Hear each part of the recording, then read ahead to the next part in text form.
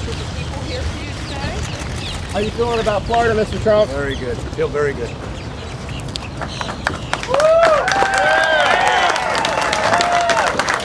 Your being here reinforces the importance of our state, particularly with the voting that began early this morning. As one of the multi-generational farming families that are represented here today, we are anxious to hear what you have to say. Small family-owned farms are an integral part of our economy that have been under attack for many years.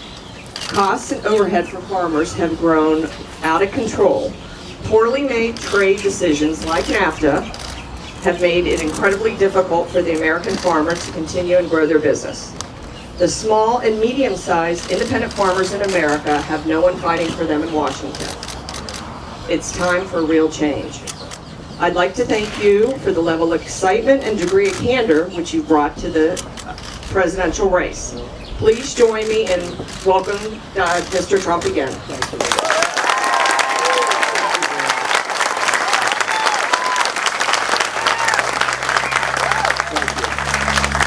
Well, I heard this was just going to be a small little gathering of a few people, so it just shows you the kind of trouble the country's in. And that includes with the farmers, because the EPA has been a disaster. Regulation has been a total catastrophe. And NAFTA, of course, is a one-way street into Mexico. I mean, it's a one-way street out of this country. We lose our money, we lose our jobs, we lose our factories, we lose everything. We get nothing except drugs. We get the drugs. I was saying, we get the drugs, they get the cash. And they get the jobs. So it's all going to change. That's going to be fully renegotiated. And if that doesn't work out with the renegotiation, that's okay. We're going to just start all over again. We believe in free trade. We believe in fair trade. We believe in trade, period. But it's got to be trade that works. And if it doesn't work, and NAFTA is probably the worst trade deal ever made in the history of the world. Okay. Yeah. I say sometimes during my speech, it's the single greatest jobs theft in the history of the world. That's what it is. We have lost more jobs. There's never been a deal like this. It was signed by Bill Clinton. Hillary Clinton approved it. And I will tell you, really wanted it. And now she wants TPP. Now, she says she doesn't. She did want it. She called it the gold standard. She lied in the debate. And then we found her lying, and they actually announced that she was wrong, and she lied. But that took the following debate, right? She lied about the line in the sand also. She said she wasn't Secretary of State. I guess she forgot, like she did with the FBI 39 times she forgot. So that's the story. So I just want to tell you, some great polls have just come out. I believe we're actually winning. If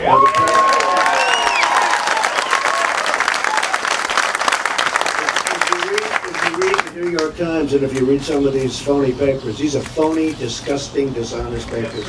But if you read this stuff, it's like, what are we doing? What are we wasting time for? The truth is, I think we're winning.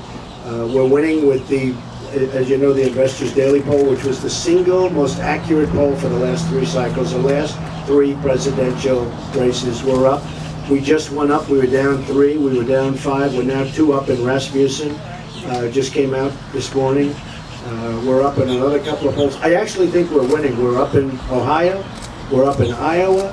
We're doing great in North Carolina. I think we're doing great in Florida. I think we're going to win Florida big. So I actually think we're winning. And what they do is they show these phony polls where they look at Democrats, and it's heavily weighted with Democrats. And then they'll put on a poll where we're not winning, and everybody says, oh, they're not winning. It's a heavily weighted poll with Democrats, like the ABC phony poll that just came out. Totally phony poll.